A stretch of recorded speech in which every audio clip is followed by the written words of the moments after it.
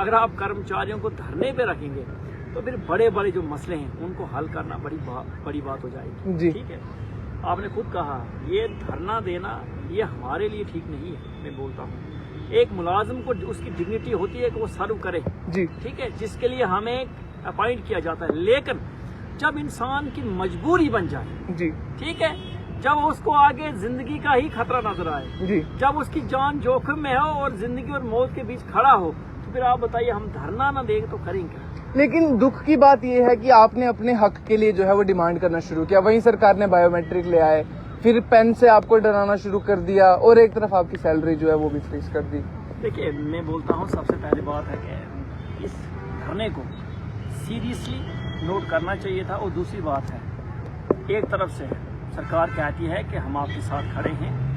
पिछले दिनों जब माननीय गृह मंत्री यहाँ पर आए थे जी, तो उन्होंने एक बात कही, उन्होंने कहा कि जम्मू कश्मीर के लोग जो है वो अपने लोग हैं जी, हमारे भाई बहन हैं, ये हमारे अपने हैं। मैं कहता हूं कि जब अपनों के दर्द को ना समझा जाए तो फिर गैरों के दर्द को कहां समझा जाएगा जी, ठीक है।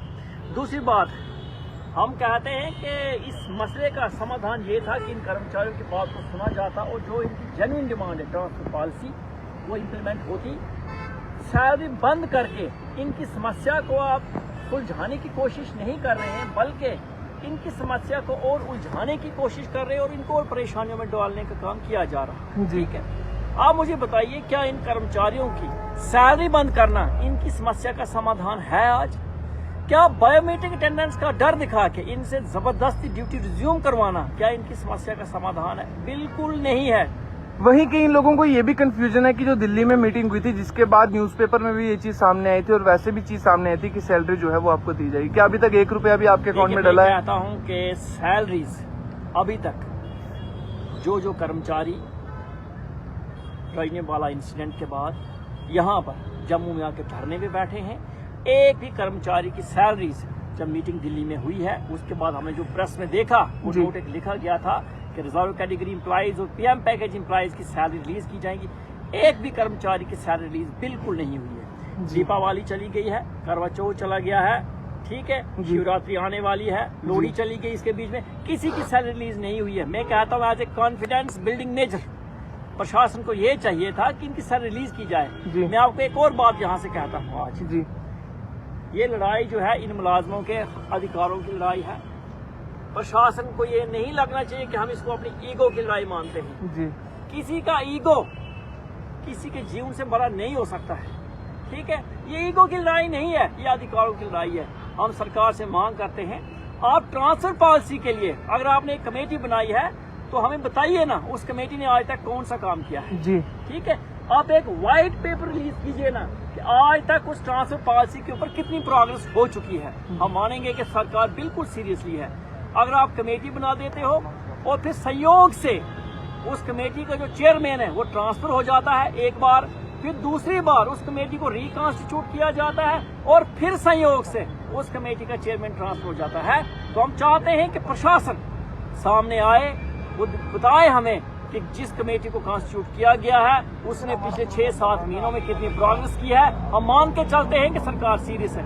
दूसरी बात, आईजी साहब ने जो बयान दिया था कि ठीक है जो मेरे भाई बहन जम्मू के हैं उनको मेरी बात पे विश्वास रखना चाहिए, तो मैं आपके माध्यम से कहता हूँ हमें पूर्णतः विश्वास है कि आप अपने वादे को पूरा करेंगे, लेकिन कम से कम सैलरी को बंद करना जो है वो उस विश्वास को डगमगाने वाली बात है जी, ठीक है। आप सैलरी को रिलीज कीजिए और जिस ट्रांसफर पॉलिसी के आप प्रतिबद्ध है उसकी नोटिफिकेशन लाइए। मैं कहता हूं आपने बहुत बड़े बड़े काम किए हैं, ट्रांसफर पॉलिसी नोटिफिकेशन कोई बड़ी बात नहीं है आज की स्थिति में, ठीक है, इसको किया जा सकता है।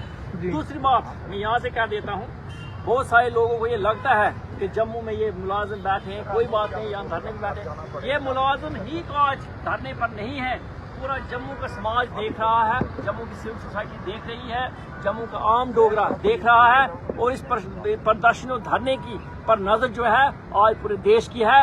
इन लोगों ने पिछले 8 महीनों से अभी तक हमने कोई ऐसा कदम नहीं उठाया है जिससे ये लगे कि ये लोग किसी हिंसा के रास्ते पे चले गए, सड़कों को जाम किया, किसी को हमने परेशानी किया, हमने किसी को आज तक इनकन्वीनियंस नहीं होने दिया है। हमने बिल्कुल एक शांतिपूर्ण तरीके से धरना किया है। लेकिन अब मैं आपको एक बात कहता हूँ, आने वाले समय में हमने अक्सर कहा है, अगले मंडे तक हम चाहते हैं सरकार कोई ना कोई कंक्रीट स्टेप ले और इनके इस मसले का समाधान करे। जी। अगर ऐसा ना किया गया और उसके बाद अगर एक बहुत बड़ा जन सैलाब, जन प्रदर्शन करने पर मजबूर किया गया, जिसमें ना सिर्फ मुलाजिम शामिल होंगे बल्कि समाज के तमाम लोग, जितने भी लोग सोशल एक्टिविस्ट हैं या दूसरे भी लोग जो ये मानते हैं कि इनकी समस्या का समाधान होना चाहिए, अगर वो सामने आकर इस प्रदर्शन को आगे ले चले तो फिर मुझे लगता है अभी तक ये सिर्फ मुलाजमों की लड़ाई है, फिर आने वाले समय में ऐसा न हो जाए कि जम्मू का एक एक डोगरा सड़कों पर उतरे। इसलिए मैं चाहता हूँ कम से कम प्रशासन जो है आज की डेट में प्रशासन सीरियसली ले। आज देख रहे बड़े हैरानगी की बात है, इन बच्चों को, ये जो छोटे छोटे बच्चे हमारे साथ हैं, आज इनको धरने पे होना नहीं चाहिए था बल्कि अपने स्कूल में बैठना चाहिए। ठीक है, पिछले 8 महीने से बड़ी हैरानगी की बात है, 8 महीने से हमारे बच्चे जो है परेशान है, दरबदर स्कूलों से बाहर है। और बड़ी हैरानगी की बात होती है, रजनी बाला, वो रजनी बाला जो आज सिर्फ एक कोई वहाँ पे फोटो पे लगाया हुआ नाम नहीं है, वो रजनी बाला जिसने इस ट्रांसफर पॉलिसी के लिए अपनी जान दे दी है। जी। शहीद रजनी बाला, वहाँ आपके सामने फोटो लगा है, उसको भी अभी तक अगर इंसाफ नहीं दे पाती सरकार, तो मैं ये कहता हूँ कि कम से कम सरकार को सीरियसली सोचना चाहिए। अगर आप एक शहीद को इस तरीके से इंसाफ ना दे पाए तो मैं लगता हूँ कि आम जनमानस की अपेक्षाएं कम बनती है। मैं यही चाहता हूँ, आपके माध्यम से हमारा यही संदेश यहाँ तक है कि हमें आपकी कई भी बात पे पूर्णतः विश्वास है, लेकिन अब उस विश्वास पे खरा उतरना, अपने वादे को पूरा करना आपका काम है। हम देख रहे हैं कि आप कब अपने वादे को पूरा करते हैं। हम अम्बेडकर चौक पर बैठे हुए हैं।